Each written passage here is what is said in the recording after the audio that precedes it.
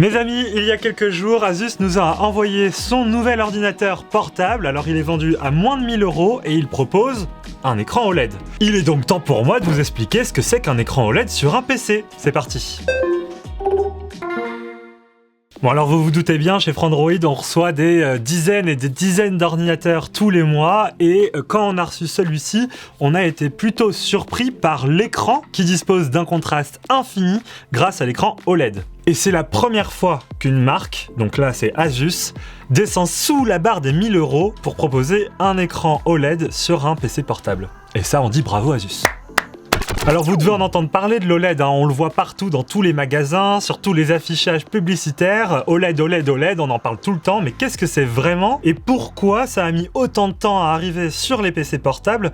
Je vais tout vous expliquer dans cette vidéo. Alors vous pourriez penser qu'il y a des centaines et des centaines de technologies d'écran dans le monde, eh ben non, vous allez être déçus, il y en a que deux, et ces deux principales technologies équipent la plupart de vos téléviseurs, de vos smartphones, ou même du coup de vos PC. Alors la première, la plus connue et la plus grosse concurrente de l'OLED, c'est le LCD. Quand le LCD est arrivé, c'était le successeur du cathodique, c'est l'arrivée des écrans plats, des écrans incurvés ou même des écrans parfois 3D. Donc le LCD, c'est une technologie qui est historique, hein, on va dire, c'est un peu le b.a.-ba de l'affichage numérique sur un écran, donc c'est avec cette technologie notamment que sont arrivés les écrans plats.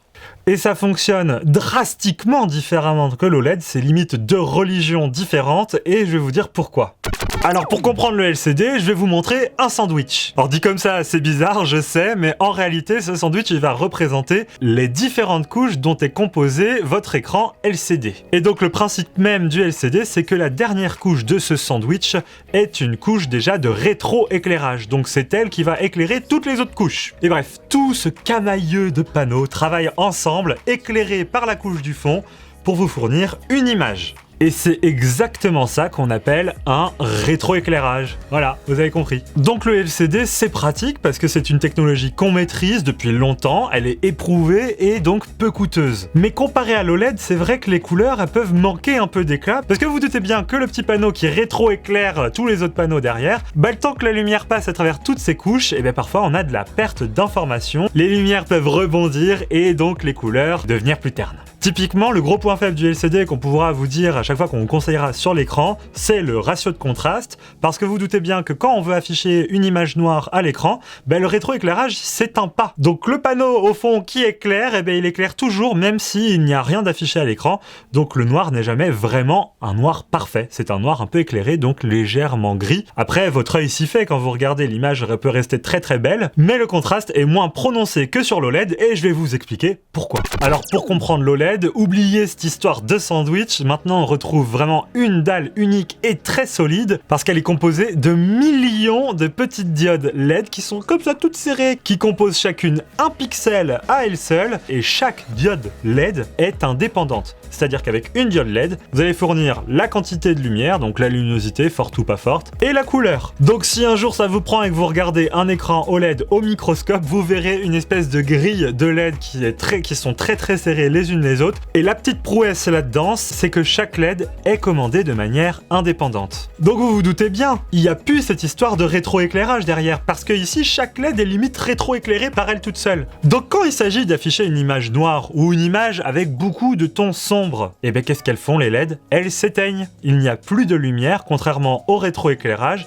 et donc le noir est noir, c'est-à-dire que l'image est éteinte, quoi. Donc vous l'aurez compris, l'OLED présente plusieurs avantages. Les noirs sont noirs puisque les diodes s'éteignent, et on a aussi des bons angles de vision puisqu'on n'a plus tout ce sandwich qu'il y a avant qui vient un peu diriger la lumière vers vous dans votre canapé, et qui fait que si vous êtes sur le côté, vous voyez moins bien. Le petit bémol qu'on a souvent observé sur les écrans OLED, c'est qu'ils étaient un peu moins lumineux que les écrans LCD. C'est normal parce qu'il n'y a pas un panneau qui est dédié juste à envoyer du rétroéclairage, là ce sont chaque diode qui doivent émettre leur propre lumière, mais les années se faisant, vous verrez peut-être que sur vos téléphones ou même les télévisions qui sont présentées dans vos magasins spécialisés, s'améliore peu à peu, et on a de plus en plus de mal à voir la différence de luminosité entre un écran OLED et un écran LCD. Bref, vous avez compris ce que c'est que l'OLED, alors c'est beau, c'est flatteur, mais on n'en avait jamais vraiment vu sur PC, et je vais vous dire pourquoi. Bon, si vous connaissez pas bien le marché des PC portables, il faut savoir qu'un écran OLED sur un PC portable, ça existe déjà, mais c'est en toute petite quantité et à des prix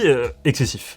Il y a deux explications à ça. La première, c'est une raison industrielle. Alors jusqu'aujourd'hui, les usines qui fabriquent les écrans OLED avaient créé toute une machinerie de conception d'écrans OLED pour leurs plus gros clients qui sont les écrans de smartphone entre 5 et 7 pouces et les téléviseurs qui sont entre 55 et 95 pouces. Quand les marques de PC sont arrivées pour leur demander un écran OLED, ils ont dit, nous on aimerait bien faire un écran de 10 à 20 pouces. Les usines étaient là, non mais vous êtes sérieux, vous aurez pas pu demander ça avant? Ça va vous coûter cher parce qu'on n'a pas cette machinerie. Et donc les marques de PC portables se sont faites petites et faisaient une production en quantité limitée, et donc c'était destiné aux PC portables assez chers. Et récemment, il y a Asus qui a fait un pari, c'est le pari de l'OLED. Ils ont été démarcher donc ces usines et ont demandé à créer des PC portables en OLED, mais cette fois-ci en production de masse. Et si vous avez fait Bac ES, vous pourrez alors comprendre que ce sont des économies d'échelle qui s'appliquent à ces PC-là, et c'est pour ça qu'on se retrouve avec ce modèle à moins de 1000 € et un écran OLED. Alors vous vous dites pourquoi les marques n'y avaient pas pensé avant? Parce qu'elles répondaient à vos usages. Aujourd'hui, de plus en plus, le PC portable est au centre de votre foyer, c'est-à-dire que vous allez consommer du contenu, faire de la bureautique, aller sur les réseaux sociaux, regarder notre future chaîne Twitch, et puis surtout du jeu vidéo, regarder des films, des séries, tout ça vous avez compris quoi. Donc plus vous, parce que c'est de vous qu'on parle, consommez des contenus de ce type-là, plus vous allez être exigeant avec votre image. Et c'est pour ça qu'aujourd'hui on commence à avoir une réponse à cette exigence, et la réponse elle est là, c'est l'OLED. Donc si tout ce que je vous ai dit ça vous a fait tilt et que vous vous êtes dit moi aussi je veux un écran OLED sur mon PC portable, sachez que ce modèle c'est le premier à descendre sous la barre des 1000 € et c'est le ZenBook 13 OLED d'Asus. Alors vous vous doutez bien, on l'a testé sur Frandroid, donc je vais vous faire un petit topo de notre test. Déjà l'écran, c'est un écran OLED 13 pouces, Full HD, donc largement suffisant pour cette taille d'écran. Il est HDR et propose un temps de réponse de 0,2 millisecondes, donc à peine vous ferez un truc, vous n'aurez pas le temps de voir que ça sera fait. Mais ce qu'on a relevé nous chez Frandroid, c'est qu'au-delà de l'écran, ce qu'il y a dans le PC, c'est très bon.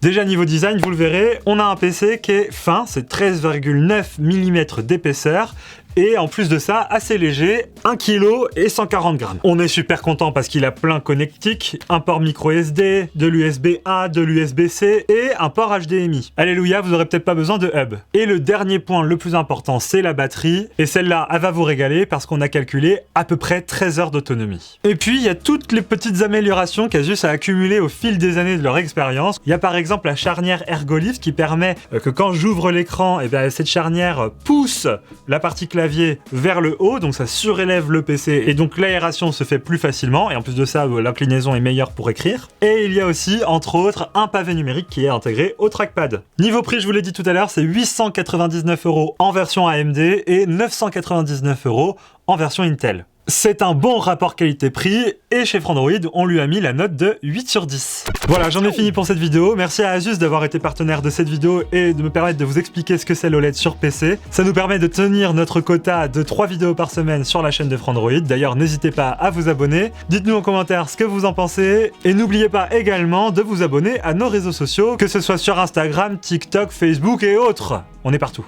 Allez, sur ce, je vous dis au revoir et vive la technologie. Salut!